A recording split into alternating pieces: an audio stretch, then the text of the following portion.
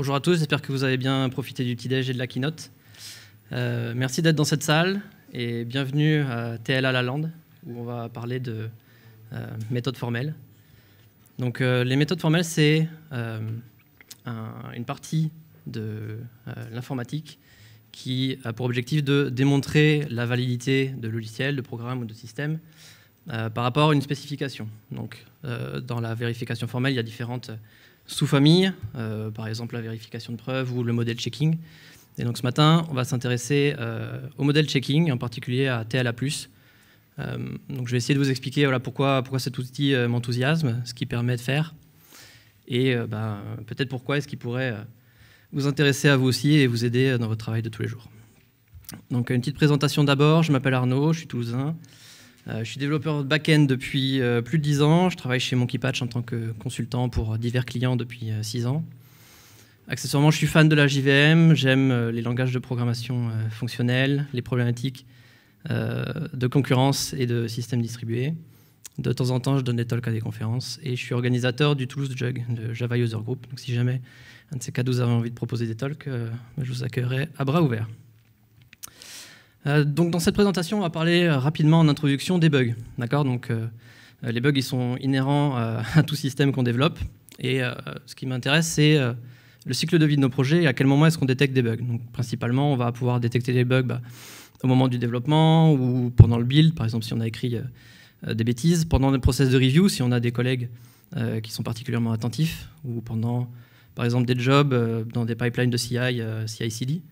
On va pouvoir aussi les détecter pendant des phases de validation, que ce soit sur différents environnements, et dans le pire des cas, on va les détecter en prod.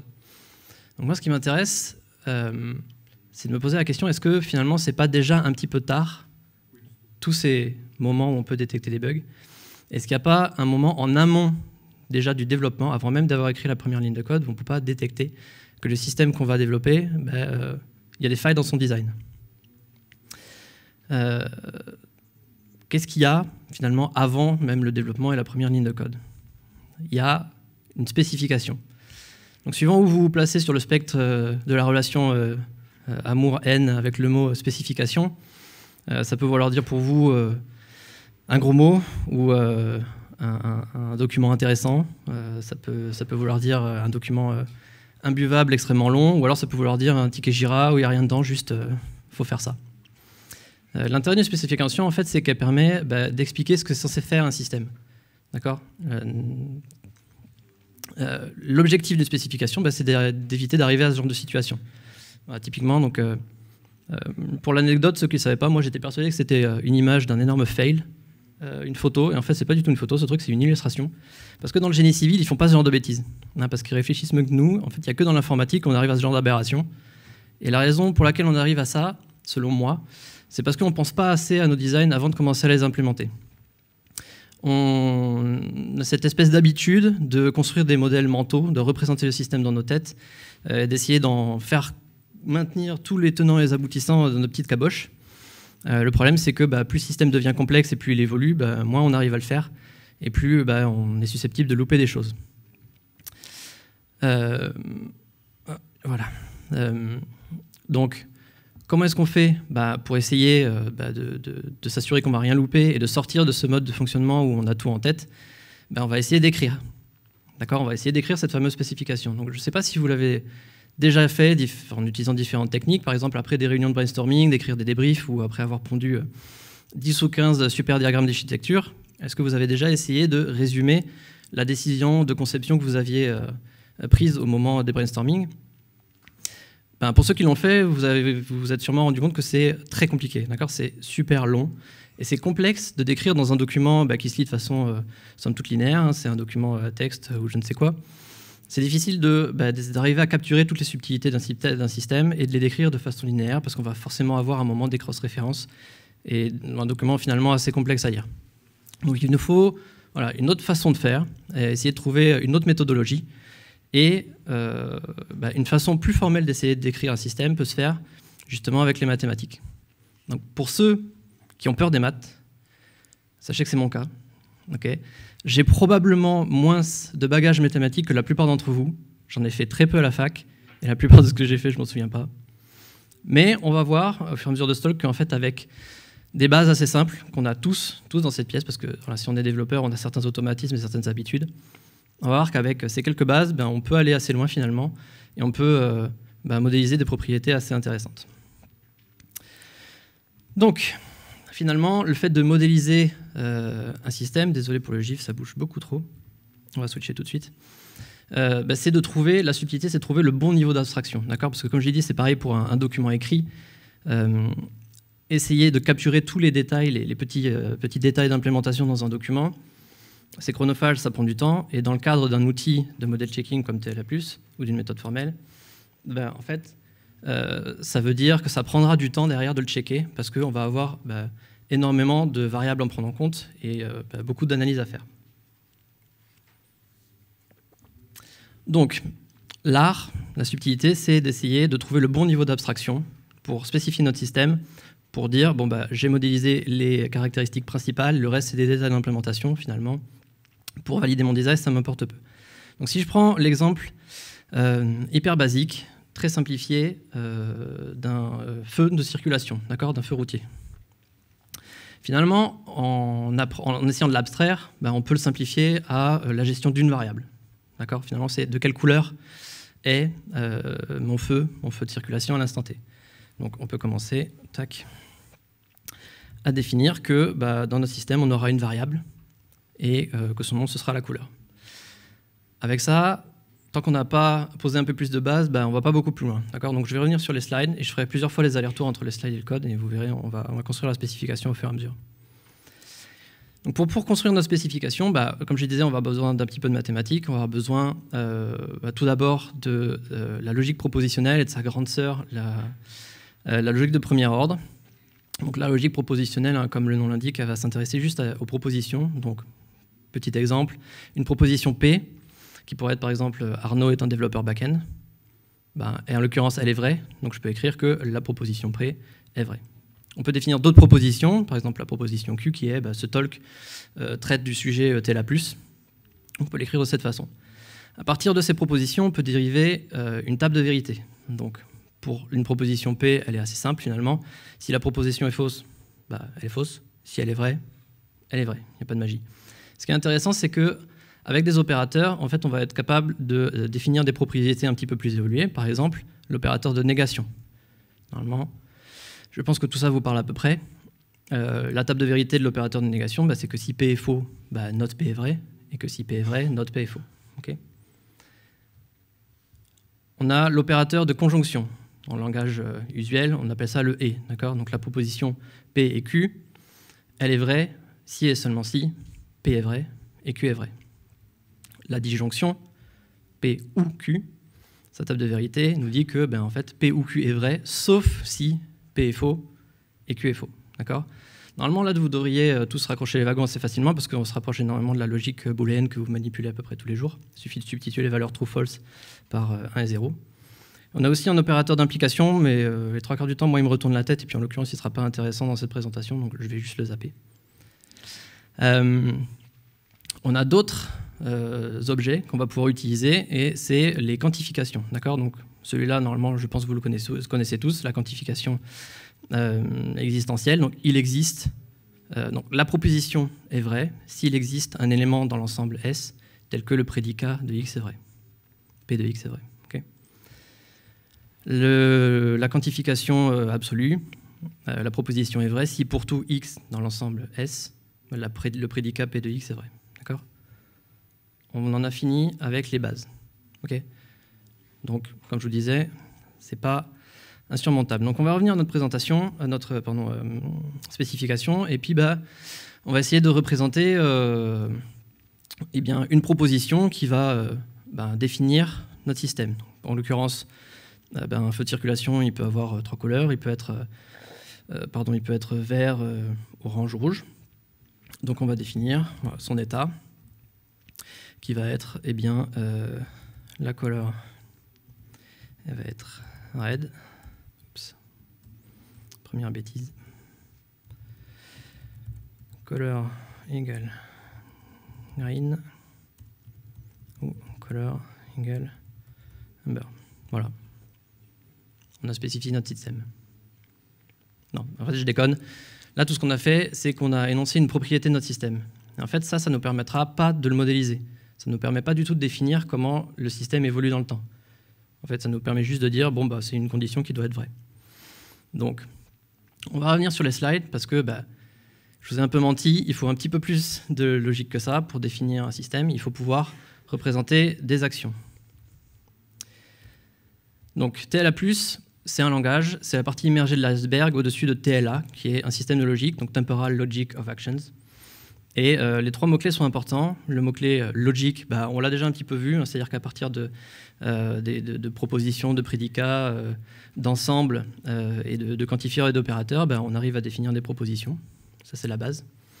Et ensuite, par-dessus de ça, on va avoir besoin de spécifier une logique d'action, c'est-à-dire que comment le système va évoluer dans le temps. Donc pour ça, on peut le représenter, notre système, par une machine à état. On peut dire qu'on va démarrer dans un certain état initial, et qu'on va définir des transitions qui vont nous permettre d'aller à des états suivants. Pour ça, il faut qu'on définisse des relations, donc des prédicats, qui relient la valeur des variables de notre système à l'instant t aux valeurs qu'auront ces mêmes variables à l'état plutôt E plus 1. D'accord ? Donc dans notre exemple, on n'a qu'une seule variable, c'est assez simple, c'est la couleur. Elle a un certain état de départ ou elle a une certaine valeur dans un état du système. Eh bien, pour définir quel pourrait être l'état suivant, on va définir une relation qui lie la couleur dans l'état courant à la valeur qu'aura la couleur dans l'état suivant. Donc on va faire ça. On va implémenter une machine à état. Donc, comme je l'ai dit, on a d'abord besoin de définir le prédicat d'état initial. D'accord ? Finalement, ce qu'on a écrit, state, c'est pas perdu, c'est pas si mal comme état de départ, puisque tout ce qui nous intéresse, c'est de savoir qu'on démarre notre système dans une de ces couleurs. Finalement, savoir si on démarre en rouge, en vert ou en orange, ça n'a pas vraiment de valeur, donc on peut dire que init, par convention, c'est notre prédicat de départ.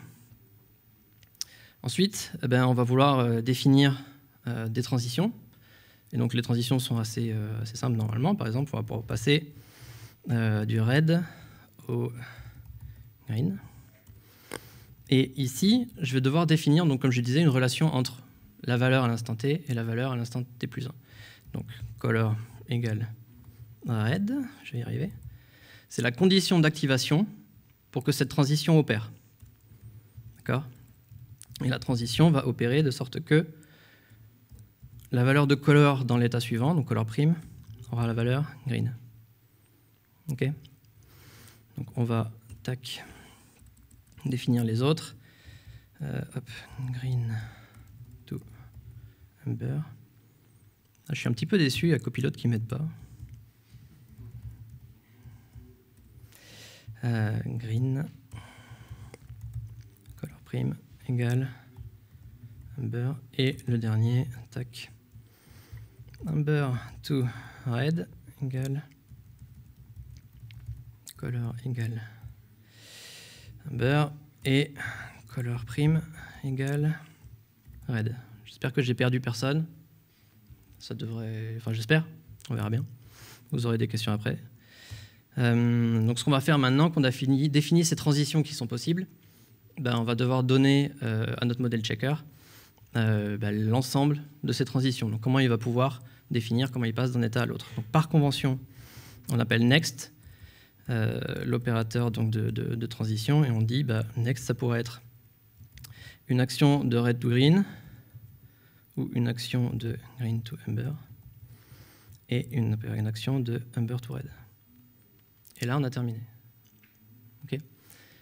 On a spécifié notre système d'une façon très très abstraite et on a défini quels états il pouvait prendre et comment il pouvait transitionner d'un état à l'autre. Maintenant, je vous ai parlé de TLA+, je vous ai parlé de TLA, je vais devoir vous parler de TLC. TLC, c'est le modèle checker, d'accord ? Donc c'est l'outil qui va nous permettre de, à partir de cette spécification, explorer l'ensemble des états possibles de notre système. Donc c'est comme une simulation discrète.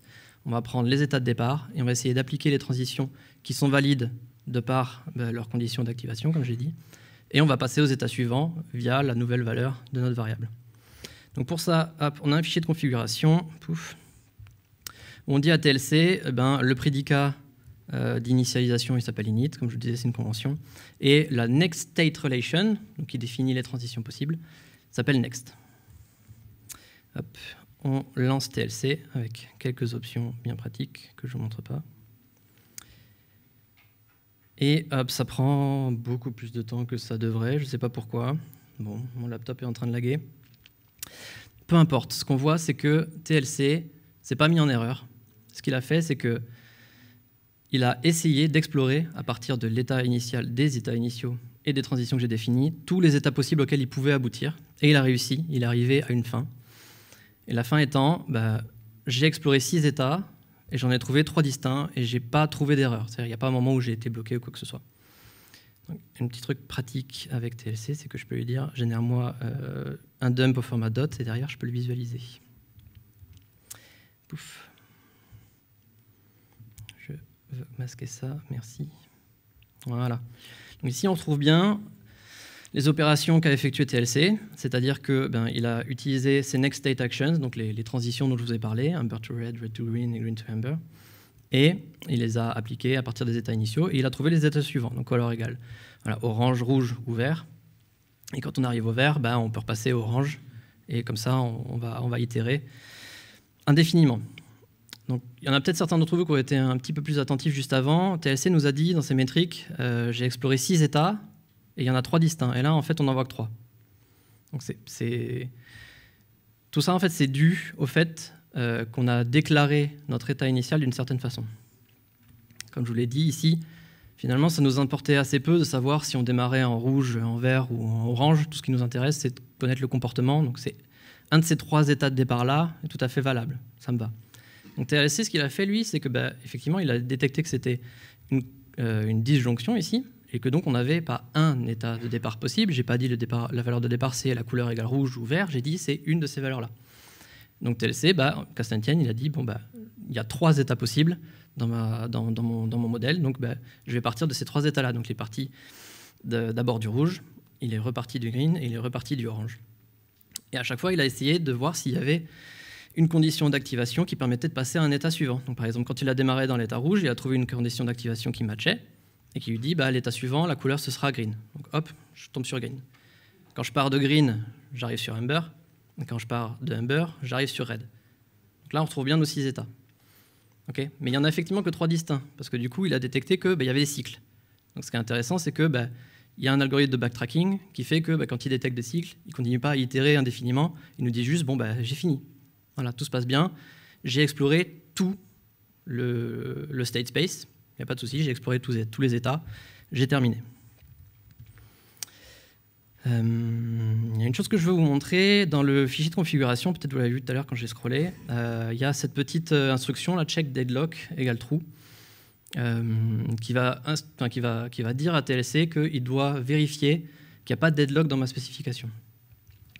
Donc un deadlock, c'est quand on ne peut plus mener aucune action. On arrive dans un état où on est figé, il n'y a plus de progression possible. Ici, ça n'a pas grand intérêt, c'est pas possible, parce qu'on a bien défini nos actions, on voit bien qu'elles itèrent. Le modèle est assez simple, on le voit. Mais si on veut s'assurer que le check deadlock fonctionne et qu'on n'a pas juste oublié de vérifier un truc, on peut introduire une incohérence. Okay. Ici, j'introduis quelque chose d'illogique, qui est que, pour passer au green, depuis l'état red, je peux. Pour passer depuis l'état green vers l'état orange, je peux. Par contre, pour passer à l'état rouge, il faut que mon état courant soit à la fois orange et vert. Totalement illogique. Ce qui va se passer, c'est que, il va itérer sur les états qu'il peut atteindre. À un moment donné, il va tomber sur ma couleur courante est green ou amber, parce qu'il va pouvoir appliquer ces transitions-là. Et s'il arrive sur amber ou green, il ne pourra jamais avoir cette condition d'activation qui est valide parce que la couleur ne peut pas avoir les 2 valeurs à la fois. Donc on ne pourra jamais aller sur red. Et la TLC va nous dire... Pouf. Ça devrait être beaucoup plus rapide que ça. Voilà, failed. j'ai pas pu continuer mon exploration, il y a eu un problème. En l'occurrence, j'ai atteint un deadlock. Et on a une trace ici d'exécution qui nous dit, en fait, j'ai atteint le deadlock directement à partir de l'état initial, puisqu'on a vu que des états initiaux, il y en a 3, je démarre en rouge, je démarre en vert ou je démarre en orange. Et quand je suis démarré en orange, immédiatement j'ai été bloqué, je n'ai pas pu aller plus loin, parce que si je suis en orange, je ne peux pas être à la fois en vert, et donc je n'ai pas pu aller vers red. Boum, terminé. Quelque chose qui est intéressant et qu'on peut remarquer, c'est que on peut avoir envie parfois de désactiver ce check de deadlock. Par exemple, dans le cas où on ne modélise pas un système qui peut itérer, comme dans notre cas précis, mais si on modélise un process, on peut avoir envie qu'il ait une fin.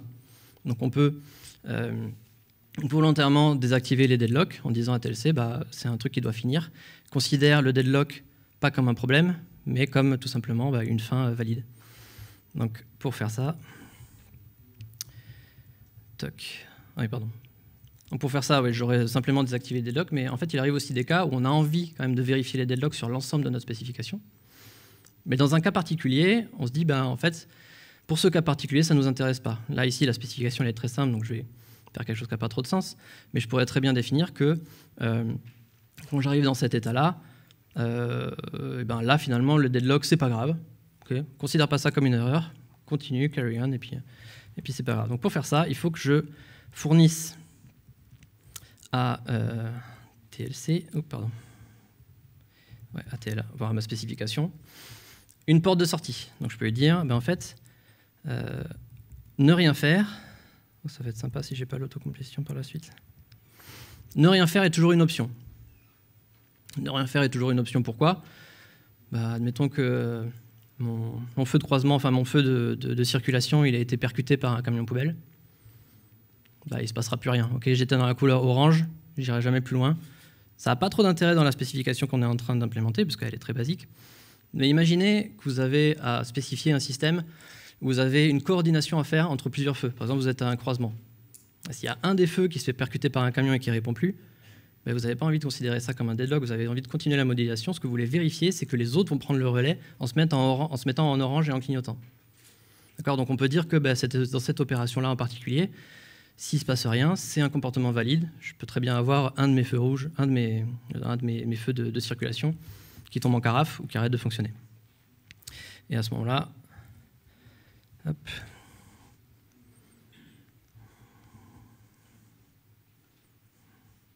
TLC nous dit, ok, pas de souci, le deadlock, finalement, c'était pas un deadlock. C'est pas grave, on continue l'exploration du reste. Okay. Donc pourquoi je vous ai parlé de ça ? Parce que finalement, c'est intéressant de remarquer que TLC, il va être capable de non seulement checker les transitions qu'on lui a définies, mais aussi de traiter le fait que des fois, il ne se passe rien et il faut que je le gère. Je voudrais attirer votre attention rapidement sur cette définition. Next est égal la disjonction, je ne sais pas comment on dit en français en vrai, de ces 3 transitions possibles. En fait, ce que va faire TLC, c'est qu'il va détecter... ici, on voit bien que la façon dont les conditions d'activation sont définies font qu'on ne pourra jamais avoir 2 de ces transitions qui vont pouvoir s'effectuer à partir d'un état donné. On ne pourra toujours prendre qu'une seule branche. Mais dans certains systèmes, on peut avoir parfois plusieurs conditions d'activation qui sont valides à partir d'un état donné, et on va pouvoir brancher vers 2 autres états, mais pas seulement un seul. Et là où c'est intéressant, c'est que TLC, en fait, il ne va pas faire comme nos programmes où quand on a une branche, on va prendre l'une ou l'autre en fonction d'un if ou en fonction d'un mutex ou je ne sais quoi. TLC, ce qu'il va faire, lui, c'est un check exhaustif. S'il y a un embranchement quelque part, il va explorer les 2 branches. Et c'est ce check exhaustif, du coup, qui est super intéressant et qui est super puissant pour checker des systèmes concurrents. Parce que on va pouvoir vérifier tous les entrelacements possibles des petites opérations atomiques qu'on effectue et checker derrière des propriétés plutôt macro que dans nos systèmes, on a réussi à avoir de l'atomicité à partir de plusieurs opérations qui l'étaient pas conjointement. Ok, temporal. Je pense que vous me voyez venir. Ça a un lien avec la temporalité.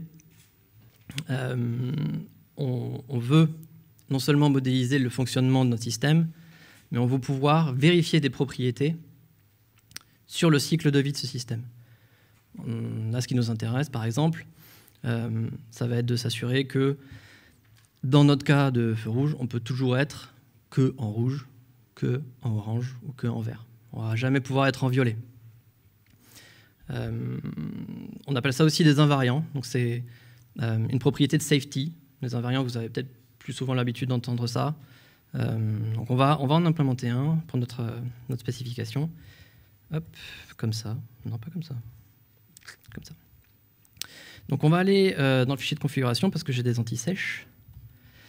Et on va voir que j'ai déjà défini un invariant qu'on va pouvoir vérifier. Et c'est celui dont je vous ai parlé tout à l'heure. La couleur de notre feu de circulation va toujours être valide.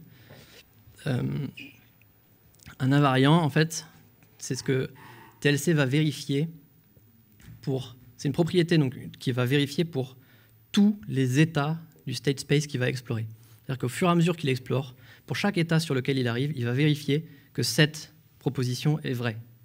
On peut en définir plusieurs, et à ce moment-là, il les checkera toutes, mais pour chaque état, indépendamment des autres. Donc si je dis, quel que soit l'état de mon système, je veux que la couleur soit toujours une couleur valide.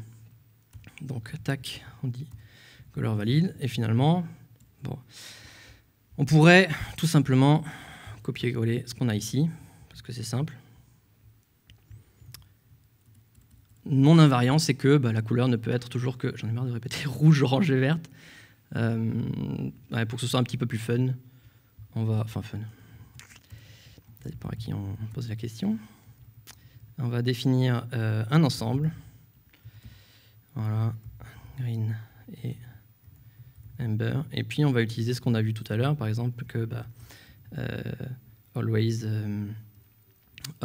valide, c'est que color étant le set des couleurs. Oups, j'ai oublié un égal. Et je vais valider cet invariant.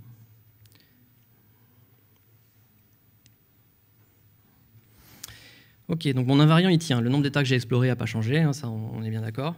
Par contre, pour chaque état qu'il a exploré, il a bien vérifié que la couleur était toujours une couleur attendue. Donc on peut vérifier que ça fait exactement ce qu'on s'attend à ce que ça fasse en enlevant par exemple une possibilité.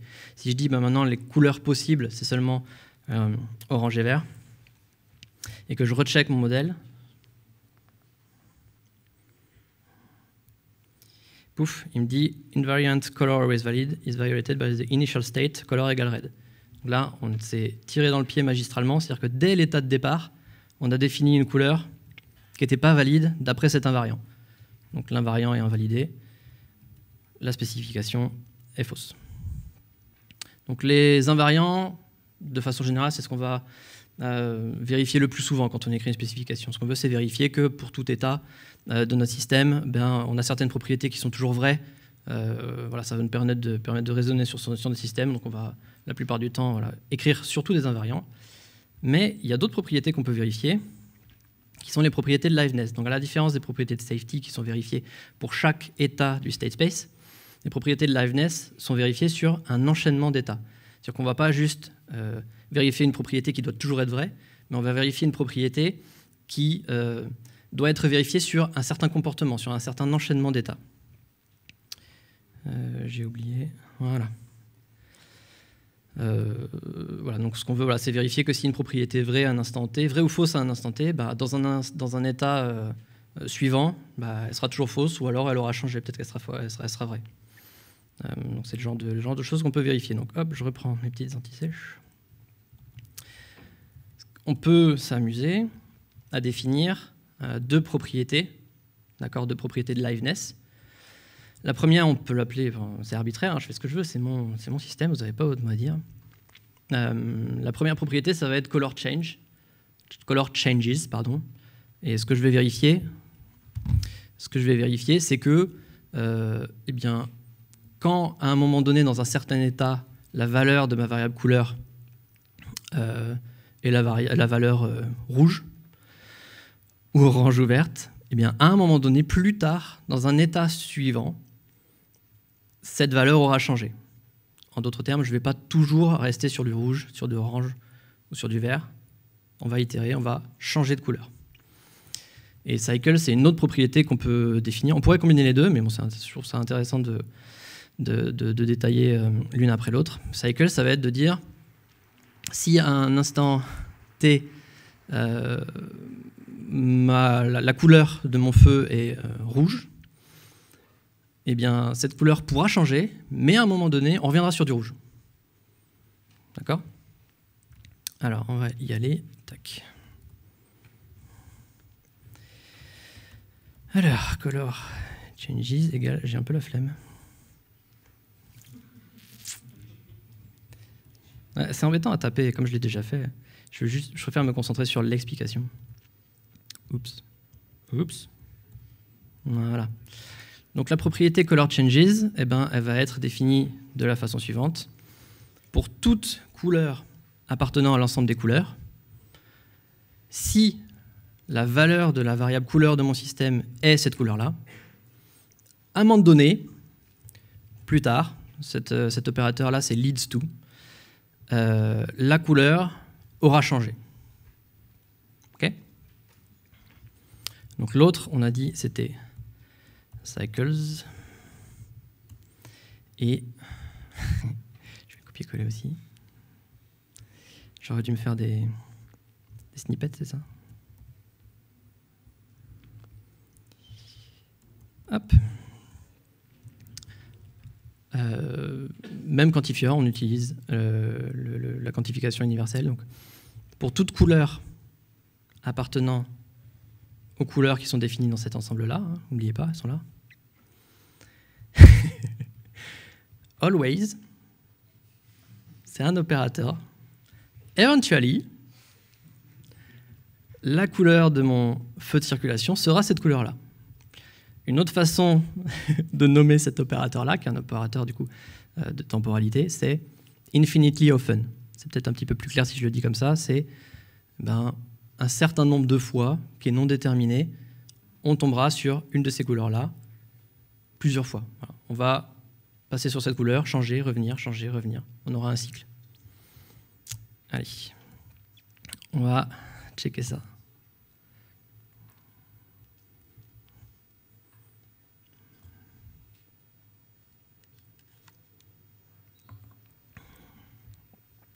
Boom, failed. Vous ne l'avez pas vu venir. La failure, c'est une propriété temporelle qui a été violée. Donc, en gros, une de ces deux propositions-là, en l'occurrence, je ne sais pas laquelle, peut-être même les deux, ne tient pas. Et la trace qui nous permet de comprendre pourquoi cette propriété n'est pas valide dans le comportement de notre machine à état, eh ben, par exemple, c'est quand on part de l'état initial, la couleur est égale à orange, boum, on stutter. Bon. Le stuttering, il m'a fallu, je ne sais pas combien de semaines pour comprendre ce que c'était. En gros, ça revient un petit peu à ce que je vous ai expliqué tout à l'heure sur la façon d'éviter un deadlock. Tout à l'heure, j'ai évité un deadlock sur une propriété, sur une condition d'activation qui ne pouvait pas être remplie, et donc j'avais un deadlock. J'ai rajouté une porte de sortie où j'ai dit il est possible que rien ne se passe. Mais je l'ai fait explicitement. C'est moi qui ai dit il est possible que rien ne se passe. Ce que TLC fait, c'est que pour chaque transition, implicitement, il va nous rajouter cette possibilité-là. Parce que c'est quelque chose qu'on désire en général dans des spécifications, surtout quand on s'attache juste à spécifier des invariants. Le stuttering ne nous intéresse pas. Donc, TLC va par défaut implicitement rajouter une possibilité de stutter. Le stutter, c'est de la stagnation, d'accord ? La stagnation, c'est de dire quand j'arrive sur un état donné, il est possible que la seule transition possible, ce soit ne rien faire, c'est-à-dire revenir sur l'état sur lequel j'étais déjà. Encore une fois, on revient sur la notion de si un bus ou un camion percute mon feu rouge, enfin mon feu de circulation, il ne se passera plus rien. Donc là, en l'occurrence, ce que je veux vérifier, c'est des propriétés temporelles. Donc le stutter, la stagnation, elle m'embête un peu, parce que si, quand j'arrive sur un état, même si ces conditions d'activation sont valides, on ne transitionne jamais vers cet état-là, finalement, je ne peux pas vérifier mes conditions mes propriétés temporelles. Donc ce que je vais devoir faire, c'est vous faire mal aux yeux, vous Vous n'avez pas besoin de savoir ce que ça veut dire pour l'instant, mais en gros, je vais devoir dire, je ne veux plus spécifier juste mon état de départ et mes transitions possibles et laisser TLC faire le taf. Je vais lui expliciter moi-même quel est mon opérateur de spécification, ce qu'il aurait fait lui-même dans son coin si j'avais juste dit init et next, ce qu'il a fait d'ailleurs. Et là, je lui dis, la spécification, c'est moi qui la définis parce que j'ai besoin d'introduire un concept supplémentaire que tu ne feras pas pour moi. Donc ici, je viens, et là, je ne vais certainement pas l'écrire. Hop, je vais aller le copier-coller. Pouf. N'ayez pas peur.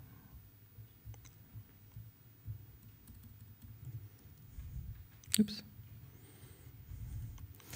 Alors, je définis ma spécification comme étant une relation entre les états de départ, toujours la possibilité d'effectuer une transition relative à la variable couleur, c'est la seule que j'ai pour l'instant, et j'introduis de la fairness, c'est-à-dire l'assurance que si les conditions d'activation d'une certaine transition sont remplies, la transition aura lieu. Parce que je pourrais très bien avoir une condition d'activation qui est vraie, et la transition ne se produit jamais, justement parce qu'on a de la stagnation. Là, je lui dis, pour ces opérateurs-là, je ne veux pas de stagnation. Je veux que tu ailles... je veux que tu empêches la stagnation, et donc, du coup, on devrait pouvoir, si j'ai pas écrit n'importe quoi, voilà, valider nos propriétés. Donc ce modèle, il est assez simple, très basique. Je pense qu'il est pas mal pour servir d'introduction. Je ne sais pas si je vais avoir le temps de rentrer dans les détails, mais en gros, il vous permet d'aller plus loin. Ce que je vous ai dit, c'est que modéliser un feu rouge tout seul, c'est pas forcément hyper intéressant. Par contre, modéliser un feu de circulation sur un carrefour, quand il y en a 3, 4, qu'on rajoute la notion de passage piéton, de vélo, etc., finalement, peut-être que réfléchir à la spécification avant de commencer à coder quoi que ce soit, ça a de l'intérêt. Parce qu'il y a des vies qui sont en jeu, d'accord ? La machine à état dans la machine à café de vos bureaux, si elle se met en croix et qu'il y a un état qui n'est pas valide, ok, vous allez peut-être péter un plomb et frapper les gens, mais ce sera votre responsabilité. Et les gens qui font des systèmes de gestion du trafic, ils n'ont pas envie d'être accusés d'avoir fait une bêtise. Je peux essayer de vous présenter maintenant, du coup j'ai un petit peu de temps, enfin pas beaucoup, mais un peu. Un exemple un tout petit peu plus concret, on ne pourra pas rentrer trop dans les détails. C'est un exemple que j'ai eu chez un client il y a quelques semaines, et c'est un use case assez basique. On a besoin de gérer une job queue, des workers distribués. On a une équipe d'opération et de DevOps qui est sous l'eau. On ne veut pas leur rajouter des systèmes à maintenir, etc. en plus. On va essayer justement de capitaliser sur les systèmes qu'on a en place. Et en l'occurrence, on va essayer juste de modéliser une queue avec Postgre. Parce qu'on l'a déjà sous la main, on l'utilise déjà pour notre persistance. D'accord ? Bon, on n'est pas les seuls à avoir eu cette idée-là.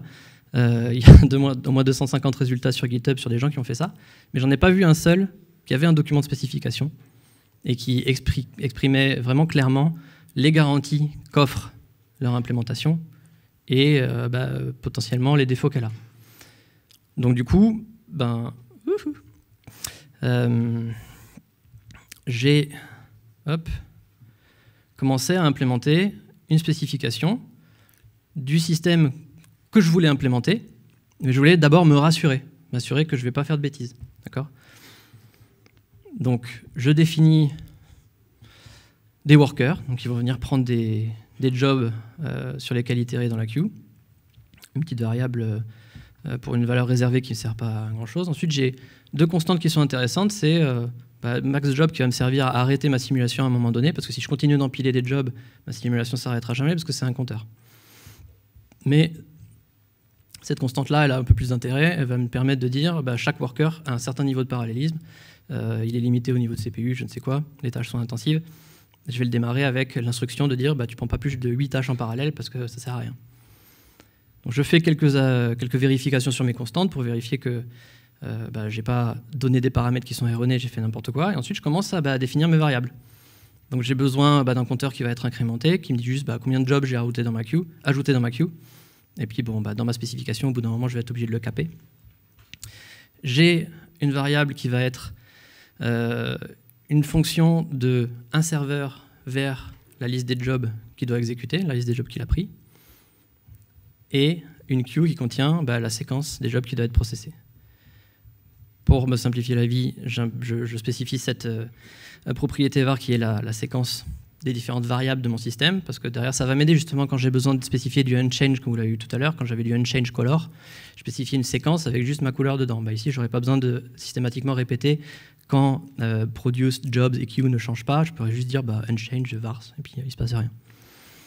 Donc j'implémente quelques opérateurs, et je définis mon état initial. Donc là, en l'occurrence, je démarre avec 0 job dans ma queue, une queue vide, et j'ai plus de temps pour aller sur la suite.